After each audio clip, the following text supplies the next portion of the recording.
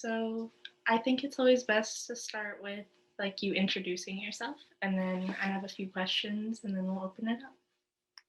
All right, sounds good. All right, so hey everyone, I'm Rowan Blackwood. I use they, them, and he, him pronouns, and I'm an LGBTQ plus indie pop, indie folk singer songwriter, and I also do a little bit of musical theater. Oh, that's dope. I did musical theater when I was in high school, actually. Oh, awesome. Yeah. So my first question is just like, who are your biggest influences musically? Hmm. Yes, so my number one like idol slash influence is Elton John. Um, um, yeah, he's a big one for me. I listen to him all the time. He's like my comfort music go to when I need to feel good, when I'm like looking for inspiration, because there's like orchestral sounds in the arrangement and the piano and all that. Also, Sarah Bareilles is a great one. Lana Del Rey, Sam Smith, Troye Sivan, and Taylor Swift. Say those are the top ones. Those are like some really dope choices, though, because I'm thinking about it. I'm like, yeah. So to kind of go off of that, who or what like inspires you? um, like just general overall kind of Yeah, um like family or friends, an artist, anything. okay.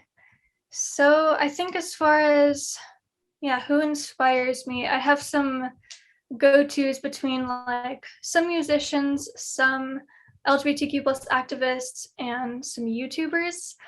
So like Elton John I already mentioned. Lily Singh is another one who's a like YouTuber, comedian, actor, bunch of cool things. Great performer and a lot of like inspiration around being happy and sharing positivity. Also, like Jesse Page is another YouTuber that talks a lot about like mental health and LGBTQ plus identity, and Alok Menon, who's an LGBTQ plus activist. Pretty much my like main polls, apart from just great music, is people that talk about like mental health and LGBTQ plus topics that I talk about, but also things that maybe I have privileges in areas and I want to learn more about that. So any of those like advocacy things and spreading positivity really pulls on me and my interest, but also my purpose. And so that's what inspires me. That that's dope. It's great to hear like how involved you are in the things that you care about. Because I don't know, I feel like sometimes people aren't as open about it, which is fine. Like, Mhm.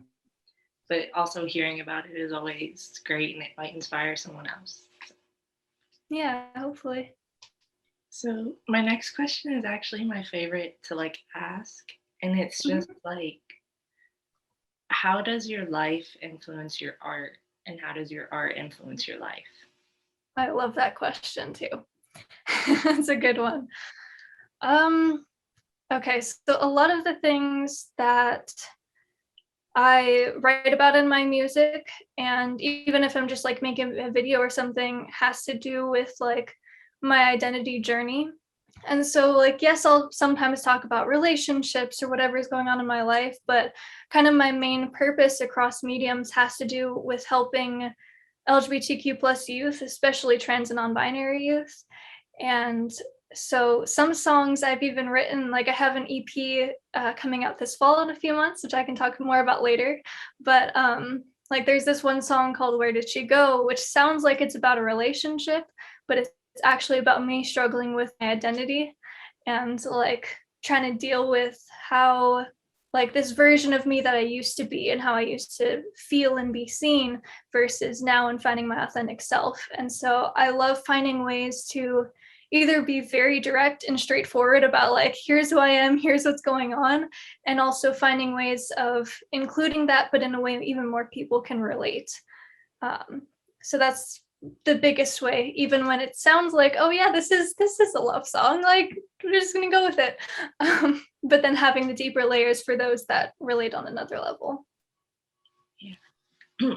Sorry, I had to like clear my throat. But that I really like your vision. Like it's clear that you have a set vision for your music and that it is very layered. And I think that's really amazing to kind of get into and hear more about. So yeah. Um, Thank you. so my next question is just what are your goals within the next year? In the next year. So as I mentioned, I have an EP I've been working on. And so my like first goal for now is getting the single out in September and then the rest of the EP by October. And I'm actually currently in school at LA College of Music, and I'm looking to do a master's at Berkeley, New York. So if that happens, then in the next year, hopefully I'll get accepted and be on my way to New York to explore more of the musical theater side of things, as well as, perform my other originals in the New York community. And I also want to do some more collaborations with artists like me to get some new voices into my music, maybe explore some more styles and just really play with things and see what I can do. Yeah, that's really great. I can't wait to hear what comes out of that. So my last question is just like is there anything you have in the works or anything you'd want to plug, that kind of thing? Yeah, so I post some music on my YouTube channel and on my Instagram. So if you search Rowan Blackwood on either of those platforms, you can find some of the stuff I already have there. And the EP I'll probably have an official announcement in the next month of when those dates will be for the single and the EP. So just keeping an eye on my social media for those announcements. And the EP is called A Little Louder, Dear. So that's how you'll know. Yeah. So yeah, this is kind of where I like to just open it up to like any conversations you'd want to have or that you'd want an audience to know. So yeah. Okay. Yeah. So I wanted to kind of bring up like a fun story. You mentioned how like my art influences my life and vice versa. And one way that that's happened a lot is actually in school, because I'm studying songwriting, and there's been some kind of fun stories from that experience I wanted to share. Yeah. One of my songs in particular is called They Them Theirs. It's one of the very straightforward, here's who I am and how it goes for me kind of songs. But what I think is fun about it is when I've performed it at LGBTQ plus events and things, it's been one of the favorites, but it's also been favorites among teachers, which it came from a challenge from one of my songwriting teachers, because I wrote some like romantic song about this person that uses they, them pronouns. And as a white, middle-aged, straight, cisgender man, he did not know what was going on. And so he was like, why is it they? Isn't it one person? And so I was trying to explain, we had this like respectful but mini debate in class, and everyone else there just went silent because they were like, you're like, you need to get with it, but also you're the teacher, but also and it was a very strange experience. But he was like, come back next week with a song that uses they them pronouns as a singular pronoun like you did, but in a way that makes me understand it as like a 50-some-year-old white cis man. And he said that, like, aged himself, acknowledged his privileges and his misunderstandings and everything, which was a step at least. But yeah, so then I wrote this song that came out of me pacing around my apartment trying to figure out how do I get through my frustration to explain this so clearly in a song, then make it poetic. But what ended up happening as I got this, what became an anthem to they, them pronouns, and it's very much like, yes, I'm trans, I'm not a girl or a boy, which would be a little bit easier for people to grasp, but too bad. And like lays out some of the struggles that I deal with as a non-binary person, just going through life from, restrooms to trying to get people to use my pronouns. And it's what's on the EP, and it's now one of my favorite songs and most empowering that I've ever written, which was one of the biggest surprises I've ever got from writing a song. That was a long story, but hopefully worth it. Yeah, no, it definitely was. I feel like you telling that story, it really puts into perspective how like you are using your voice to show Mhm. people more ways to learn about what's going on, how it affects you, how it affects other people. And I think that's really important. And it's even cooler that you're doing it through music. So, Thank you. um, Yeah, it's been really interesting journey, and everyone has their own voice and their own purpose, and that's part of the cool thing of like being surrounded with other artists and doing collaborations and stuff and seeing how that comes together. Um, I also like randomly like some rock music, which doesn't usually come into my music. But every now and then I'll write a song that's like, oh, this like could be produced rock if I wanted it to be. But I don't know, this one song came into mind of this band Grandson that I like because they did a collaboration with K Flay and oh, I'm spacing on the third artist, but there's another artist on there. Which Grandson already writes like political kind of music. But then when they all came together to do this song Zen, then it was like, it's about the COVID quarantine, but it's like also humorous and very relatable. And I think that's a great example of like taking a serious topic that needs to be addressed, but kind of making a positive coding around it so that people can take it in and process it and not be put off or feel too uncomfortable to listen. yeah, it, it's definitely, it's been a year with COVID and everything, a year and a half now, I think. And I feel like with that, there's so many ways to talk about it and ways to go about Mhm. how it's changed. Certain things changed us as people. Like, I know personally, I feel like I've grown a lot more having that time to be just with myself. I mean, Yeah. I'm at my mom's because summer, I'm not in school, but it's still kind of not being surrounded by all the people I'm used to seeing in college for a few months was kind of, it kind of forces you to be with yourself and to think about everything and figure out what's next. And yeah. Right. Yeah, I agree. I've also done a lot of like reflection and figuring things out, and it feels like this whole other phase of quarantine, or maybe several phases within quarantine of kind of just going through all the different emotions and reactions, and then like, are we coming out of this? What does that mean for me or for everyone else? It's really interesting, and it's gone back and forth between like either feeding my art or kind of being at a stalemate because nothing's happening. So I've had a bit of both. Yeah. Um, I know, like, for me, I finally started getting back into my music when quarantine happened, which was great because it was like I'd always known this was what I kind of wanted to do, but I just needed that little push to keep going. Yeah.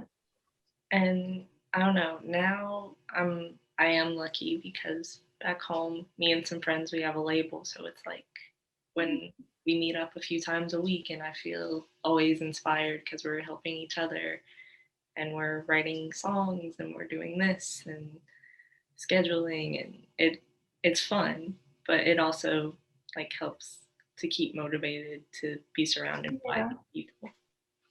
that's great. And definitely like setting those regular meetings and stuff, like that's something that would help me too. I'm always trying to find ways of like, okay, if I set a call or like a meeting, because if I just set something for myself in my calendar, like I'll be better about it, but it still might not happen. So having that like outside accountability, even for creative things, it's like, even if nothing comes of it, if it's like a writing session, for example, then it's like, but you still did it. You still did something. Yeah, that's kind of how I am with these interviews actually, because it's like Mm, it was just an idea I had, and once I had so many people reach out and be interested, I was like, okay, I'm. It kind of pushed me to be like, I'm definitely doing this. I'm sticking with it. I might take a break, here and there, but it's definitely something I'm proud of and something I'm sharing and I'm excited to share. Yeah, that's great, and you should be. And I'm really excited for this and to see the other interviews as well. Yeah, they're always very different because as artists, no one artist has the same conversation for the most part, which is great. I like having all of these different conversations with different people. So.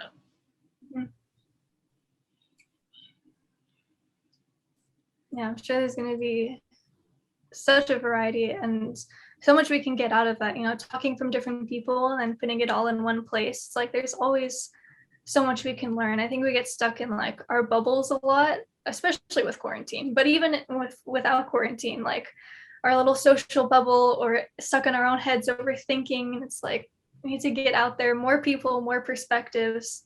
And that's how change and progress happens, not alone. Yeah, because I do know, like, for this, my whole thing was I felt like as artists, we don't get to have these conversations with each other enough, like one-on-one kind of thing. So I just wanted to, like, make that space to have that.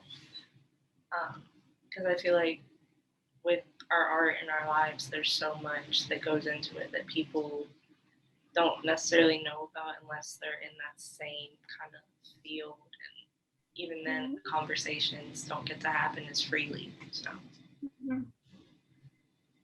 Yeah, there's often this separation of like what an artist is, like this higher up thing, or oh, it's easy, or a lot of people like build this story around it of like whether it's not making any money or being very mentally ill, or which is often part of it, sadly, like that's part of the vision. And then even artists think, oh, I need, like, when I'm unhappy I make the best music, and that's not always the case. That's just part of the like stigma I think we need to work on, that like it's okay to be mentally ill and an artist. I'm not saying that people aren't or that it's bad to be. It's totally okay, but you don't need to be unhappy or need to be mentally ill to be an artist.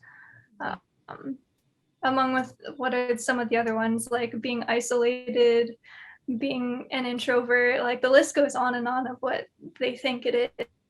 And so sharing stories about what variety exists in the community can kind of help break down those things. Yeah, and also hearing from different people that do different styles, I think it's helpful because you learn about more creative processes, because no one's process is the same as the next person. Yeah. So.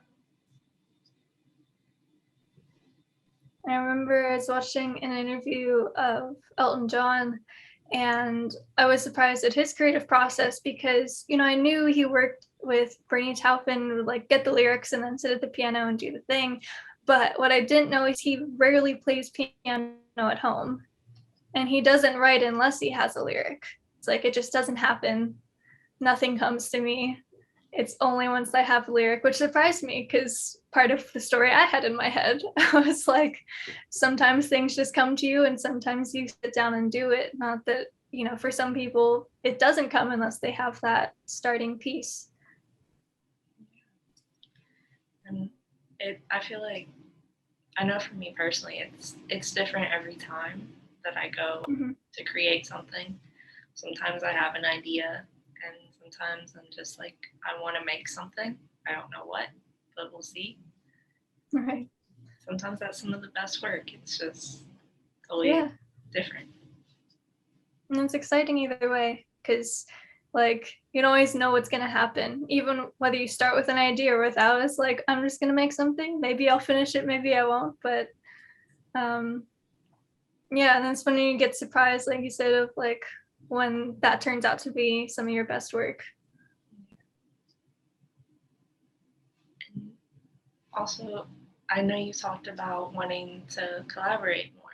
I feel like that's always a good talking point. So kind of to go with that, who would you say is like your dream collaboration? Ooh, that's a great question. One of them is definitely Dodie. I don't know if you know her. She's a UK artist. I love her. She's definitely a dream collaboration. Another one is Rabel. He's written with like Pink and a bunch of other great artists, plus has some solo work. And who else? Those are kind of my top two at the moment. I'd say Elton, but you know, he's on his like final tour, so they say. You never know. maybe I'll get my foot in the door. Those two, and Sarah Bareilles. I'll add her as my third one. Yeah. I think all of those would be like really great collaborations if they ever happen, because they will at some point, maybe a few years, but I'll definitely be ready to like tune in and hear. Yeah, I'll keep you updated as soon as it happens. I'm gonna be telling everybody. Yeah. Is there like anything else you'd want to like bring up, any topic or story? I'm trying to think of like overarching messages too to help, but it all sounds very cheesy to me. Well, sometimes it never hurts. Sometimes it works. Yeah.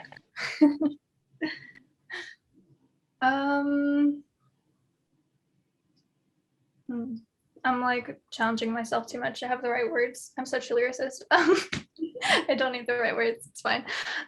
I guess. Well, if there's anyone that's like new songwriters or looking to get into artistry or trying to push themselves or don't believe in themselves, I'll give a message for them.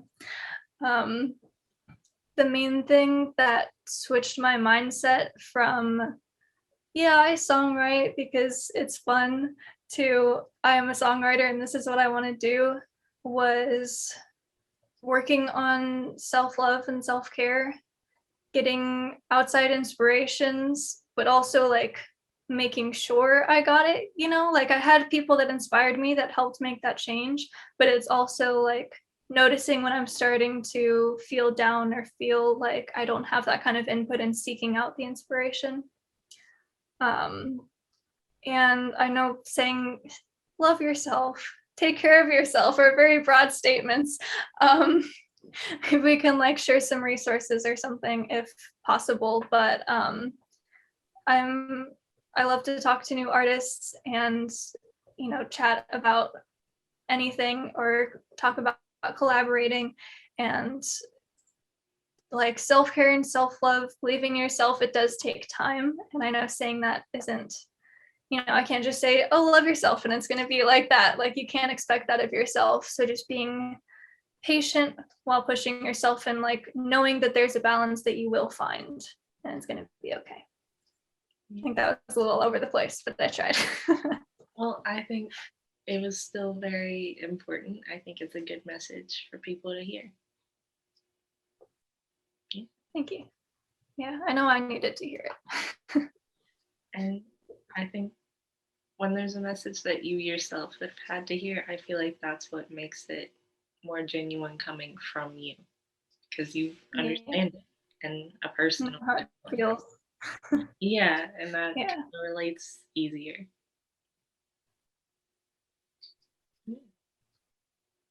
Well, do you have anything else for me? Not that I can think of. I know you said you have to hop onto another call, so yeah.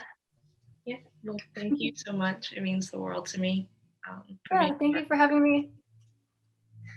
Yeah, of course. Hope you have a good rest of your day.